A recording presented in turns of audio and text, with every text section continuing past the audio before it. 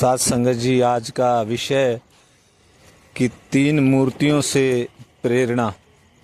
साथ संगत एक महात्मा बड़े सुंदर ढंग से सुंदर बात उन्होंने इन तीन मूर्तियों की कहानी से समझाने का प्रयास किया कि तीन मूर्तियां बाजार के अंदर एक बेचने वाला उनको बेचने के लिए बैठा है।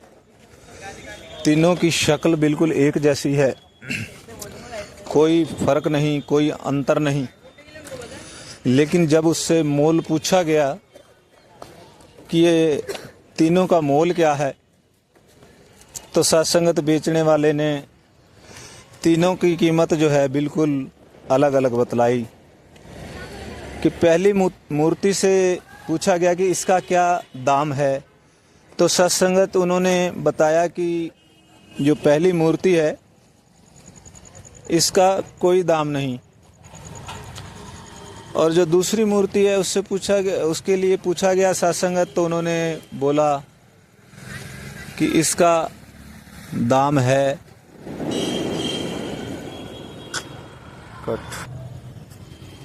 तो सत्संगत उसका कुछ दाम लगाया गया।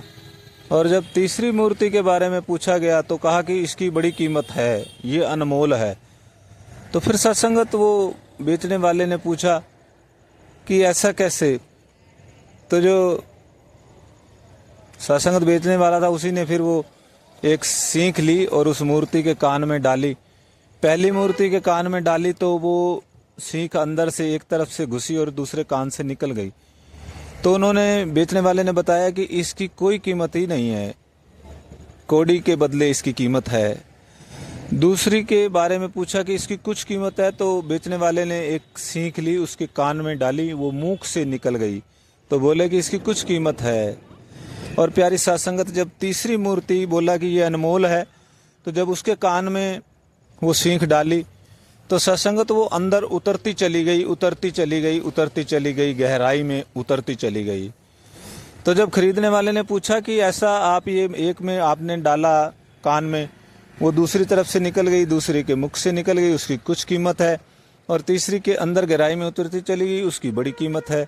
तो ऐसा कैसे। तो फिर सत्संगत बेचने वाले ने वो उस रूप में बताया कि जो पहले वाली मूर्ति है वो उस इंसान की तरफ संदेश दे रही है जो सत्संग के अंदर गए और सत्संग सुना, एक कान से दूसरे कान से निकाल दिया।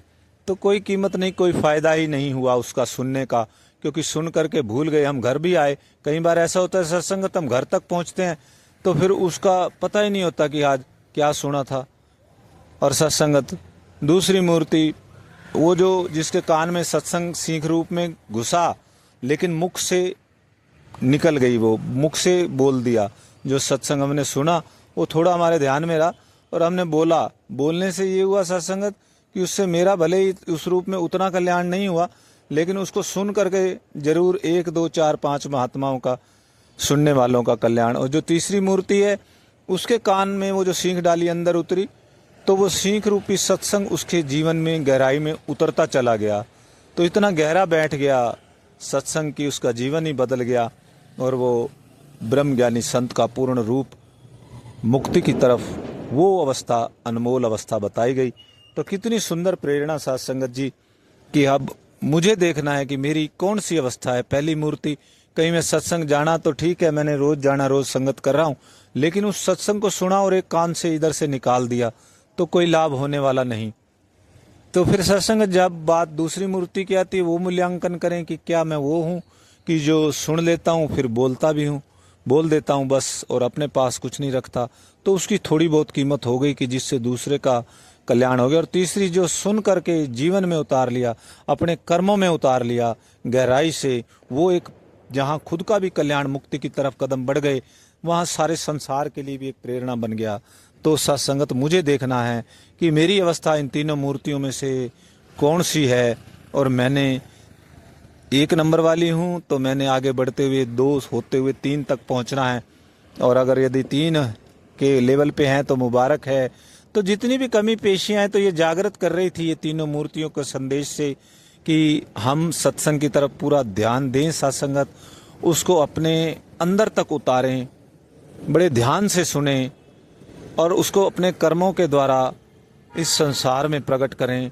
ये सुंदर संदेश इन तीनों मूर्तियों ने दिया कि अब मैंने जागना है, चेतन रहना है, अवेयरनेस रहनी है मेरे जीवन में कि जो मैं सुन रहा हूँ इधर से निकाल तो नहीं रहा या केवल बोल ही तो नहीं रहा, उसको गहराई तक अपनाना ही सत्संगत हमारा गुरु की आशीर्वाद है कि हमने ऐसा बनना है कि उस ज्ञान को बड़े ध्यान से सुन के अपने कर्मों में लाना है। प्यार से कहना, धन्यकार जी।